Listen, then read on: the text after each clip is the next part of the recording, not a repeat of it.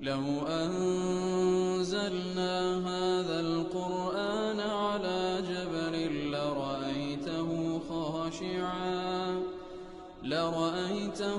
خاشعا متصدعا من خشية الله. وتلك الأمثال نضربها للناس لعلهم يتفكرون. الحمد لله والصلاة والسلام على رسول الله وعلى آله وصحبه ومن والاه. السلام عليكم ورحمة الله. بەڕێزان خۆشحاڵم لەوانەی 156 لەوانەکانی تەفسیری قورئان پیرۆز بێم و خزمەتتان بە بەستی ڕەزامەندی خی گەورەوە هیوادارم ئەوەی ئازیز سوودی لێوەربگرن. أعوذ بالله من الشيطان الرجيم. بسم الله الرحمن الرحيم. أم حسبتم أن تدخلوا الجنة ولما يأتكم مثل الذين خلوا من قبلكم مستهم البأساء والضراء وزلزلوا حتى يقول الرسول والذين آمنوا معه متى نصر الله ألا إن نصر الله قريب. بەڕێخۆش ویستان، خی گەورە سبحانه وتعالى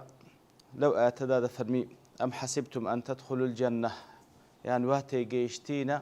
کەوا بەبێ هیچ حسابێک دەستنە بەهەشت. ولما يأتكم مثل الذين من خلوا من قبلكم، هێشتا نەهاتیە لە بۆتان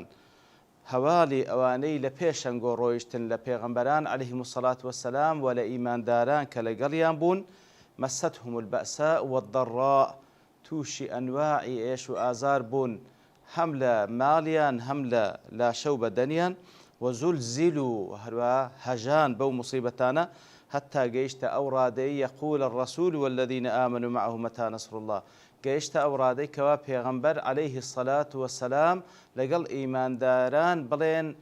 کەی نەسرەتی خوای گەورە دێ، کەنجی نەسرەتی خوای گەورە دێ. ئەوجا لە وەڵامدا خوای گەورە دەفەرمی ئەلا ئاگادار بن بە تەئکید نەسرەتی خوای گەورە نزیکە. بەڵێ خۆشەویستان، ئەم لێرەدا هەندێک لە زانایان دەڵێن ئیدڕابی ئینتیقالیە، واتە لە بابەتێک بەرەو بابەتێکی دیکە. هەندێک دەڵێن ئیستفهامی ئینکاریە، واتە یان وا تێگەیشتینە. ئەم حەسیبتم، ئایا وا حساب دەکەن وا تێگەیشتینە ئەن تەدخولوا الجەنە، هەروە بەبێ حساب بچنە بەهەشت. لە کاتێکدا نەتانزانی ئەوانەی پێشەنگۆ چیان لێ بەسەر هاتیە، کەواتە سونەتی خوای گەورە وایە کەوا ئیمانداران تاقی دەکرێنەوە تاوەکو خاوێن ببنەوە، ئەوجا مستحق دەبن بە نەسرەتی خوای گەورە. جا لێرەدا کە لە سەرەتادا دەفەرمی ئەم حەسیبتم ئەن تەدخولوا الجەنە، وەکو لە تەفسیری تەحریر و تەنویر ئیبن عاشوور ڕەحمەتی خوای لێبی دەڵێ هەموو ئیماندارێک دەچیتە بەهەشت، مەبەست لێرەدا هەموو ئیماندارێکی موحید کە لەسەر تەوحید بژیە و لەسەر تەوحید بمری بەبێەوە شەریک لە بۆ خوا بڕیار بدە، ئەوە عاقبەتەکەی هەر لە بۆ بەهەشتە. بەڵام ئیوا هەیە گوناهبارە لە قەدەر گوناهەکانی سزا دەچێژی، سزا دەخوا، ئەوجا دوا دەستە بەهەشت. مهم عاقبەتی هەموو ئیماندارێکی موحید بەهەشتە. بەڵام ئەگەر وا تێبگەی بەبێ هیچ حیسابێک دەچێ بەهەشت، ئەوە پێویستە، ئەوە سنەتی خوای گەورەیە لە بۆ ئەو کەسانی کە هەندە پلە و پایان بەرزە کە بەبێ هیچ حیسابێک دەستنە بەهەشت، ئەوە بە تاقیکردنەوەدا دەڕۆن، ئێش و ئازار دەچێژن تاوەکو دەگەنە ئەو پلە و پایی مستحق دەبن بەبێ هیچ حیسابێک بچنە بەهەشت. کەواتە مەبەستەکە ئەوەیە، والله أعلم. ولما يأتكم مثل الذين خلوا من قبلكم، دەتانێ بچنە بەهەشت، هێشتا ئەوەتان لۆ نەهاتیە مثل الذين خلوا من قبلكم، ئەو حاڵەتتان بەسەردا نەهاتیە، هاوشێوەی ئەوانەی بەسەر پێشینگۆ هاتن، کەواتە دەتانەوێت بچنە بەهەشت. ئایا وا تێگەیشتنە بەبێ هیچ حسابێک دەتانەوێت بچنە بەهەشت، بەڵام هێشتا هاوشێوەی ئەو حاڵەتەی کەوا بەسەر پێشینگۆ هاتیە بەسەرتاندا نەهاتیە. کەواتە وەلەمما، یار لە زمانی عەرەبی لەمما هەیە، لەم هەیە. مثلا دەڵێن لەم یەقم زەیدون، زەید هەڵنەستا. لەمما یەقم زەیدون، زەید هەڵنەستایە، بەڵام تەوەقوع دەکرێ هەڵبستی. کەواتە فەرق لە بینی لەم و لەمما ئەوەیە، هەردووچیان نەفی دەکا، بەڵام لەمما کە نەفی حاڵەتەکەی دەکا و متەوەقع ڕوو بدە، لم يقم زيد هل نستا لما يقم زيد هل نستا بلام توقع ذكري هل بستي زالي رجدا ولما يأتيكم مثل الذين خلوا من قبلكم هشتا هاو شيوي حالتي بيشي خوتان بسر نهاتيا بلام توقع بسرتان دابي متوقع بسرتان دابي مستهم البأساء والضراء أواني كالي بيشنقو قلتمان پیغمبران عليهم الصلاة والسلام وهروها إيمان داراني لقلي مستهم واتا بيان قيشت لوي وهاتي الأزمان عرب مس الجلد الجلدة كواتا شتي بقاتا بيستد واتا أو شتي كبسريان هات قيشتا بيستيان وبيان قيش نقل دورو إيشو آزاري بيبخون واتا دلالة لسراوي كوا مصيبة كان بيان قيشت تيان بسر هاتو تيان بي قيشت البأساء والضراء البأساء لبؤس وهاتي الضراء لضر وهاتي بأساء وكنت زارش باس ما كلا كان بيشتركها أو دو لفظة هاتية بأساء واتأم مصيبتاني كوالا مال إنسان وكو فقيري نبوني ضراء أو مصيبتاني كلا شو بدني إنسان دقريته وكو نخوشي إتر أوان أوي بسريان هاد لنبوني ولنخوشي لأنواع دردكان وزلزلوا وتوشي زلزلة هاتن ديار الزلزلة بزوي لرزينة كاتق عاد لرزي واللفظ كش ديار الزلزلة كتكرار تدا عتني أو حالته تنزارق لسر يكتري ده هجاء يتلير ده خواي قلنا فرمي زوي هجاء نخي ده فرمي أوان هجان وزلزلوا كواتوكو زانا واتضلوا درونيان هجاء لو شدتنا خوش مصيبتي كتيدابون لو ناخوشيك وسريان داهات وزلزلوا زلوا زورك لزانا وكو إمام قرطبي رحمة خوالي بي دفرمي أو آتا كلقتاده وسديو وهو زورك لمفسرين نقل كريا ضل أو آتا لغزوي خندق هات خواري غزوي خندق كمعلومة مسلمانان لزيقته چي ناخوش دام كهمو دجمناني إسلام أحزابيان بيكينا هاو بايمانيتي چيان بيكينا چاردوريان گرتن ولناووش جوولەکەش کە لە ناوەوەی مەدینەی دابوون ئەوانیش لە دوورەوە تەحالوفیان لەگەڵ بەستان ئیتر لە هەموو لایەک بەڕاستی مەترسی ڕووی لە مسلمانان کرد لەو ئەو ئاتانە بەسەر پێغەمبەر صلی الله علیه و سلم دابەزیکەوە وەکو معلومە لێرە و هەروە لە سوورەتی ئەحزابش کە خوای گەورە زۆر بە تەفسیلێکی جوان باسی دەکاتن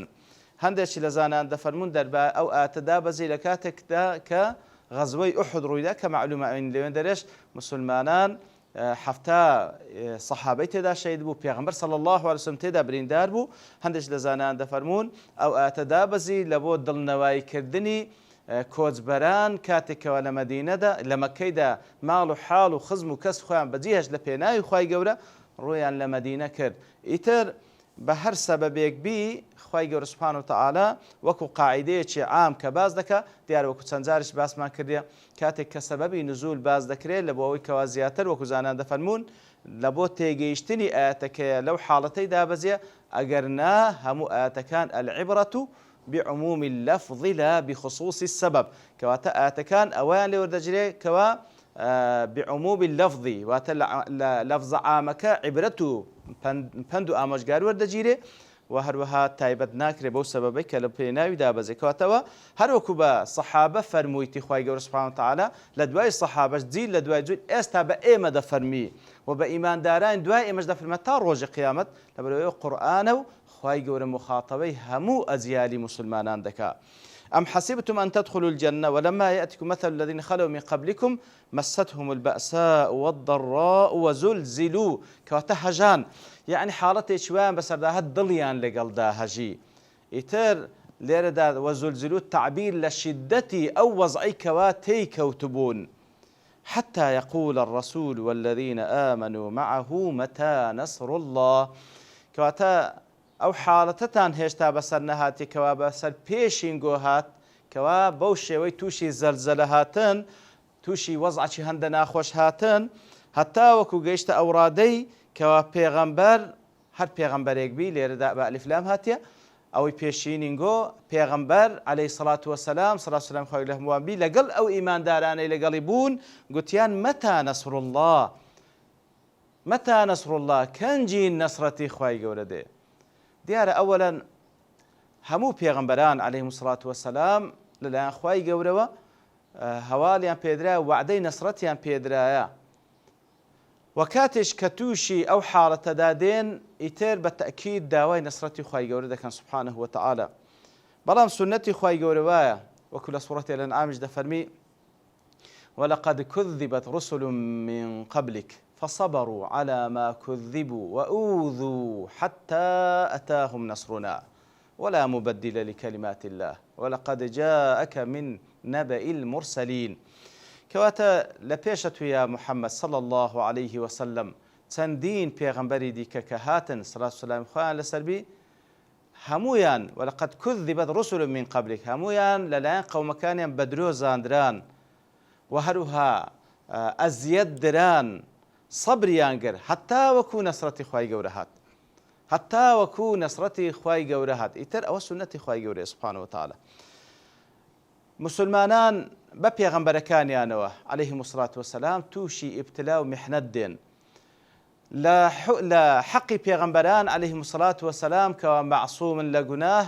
لە حەقی ئەوان ڕفعەتی دەرەجاتە پەلەوپایەیان بەرز دەبیتەوە لەلایەن خوای گەورە سبحانه وتعالى لە حەقی ئیمانداران تەمحیسە پاکبوونەوەی سەفی مسلمانانە لەبەر ئەوەی ئەگەر ئەو ڕێگایە بە گوڵ و گوڵزار دەور بدرێ هەموو کەسێک ڕووی تێدەکا بەڵام کاتێکەوە دەهەژێندرێ کاتێکەوە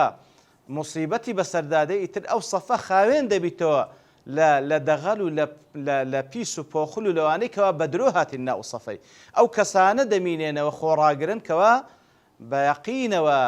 بە ئیمانێکی بە دڵێکی پڕ لە ئیمانەوە هاتینەوە قەناعەت و یەقینیان بەو بەهەشتەی هەیە کە چاوەڕوانیان دەکا ئیتر وەکو هەندێک دەفەرمون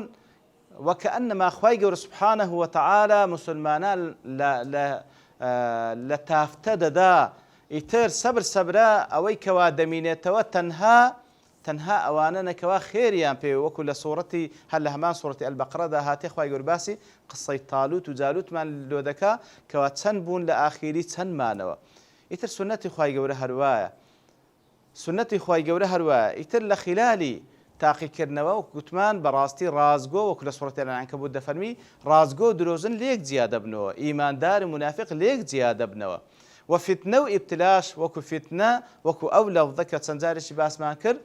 کە خوای گەورە بەکاری دێنیکەوە خوای گەورە ئیمانداران ئیبتلا دەکا